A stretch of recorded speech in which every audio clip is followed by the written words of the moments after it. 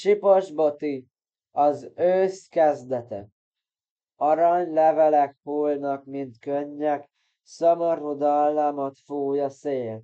A napfény búcsúzik, rövidülnek az éjek. A természet egy régi államról mesél. Harmadgyöngyök a fűszálak hegyén, páráskod lepi el a tájat. Madarak távoznak messzi ég felé, a fák meztelené válnak. Illatos almaszüretnek hallatszik zaja, az avarban már sündisznó lapít. Az éjszakák hűvösek, a reggelek harmatosak. Az ősz varázslatos színeket fakít, de szívünk mélyén melegség lakozik, a természet ciklusát tisztelettel fogadjuk. Kint is, bent is minden újra kezdődik, az ősz szépségét magunkban hordozzuk.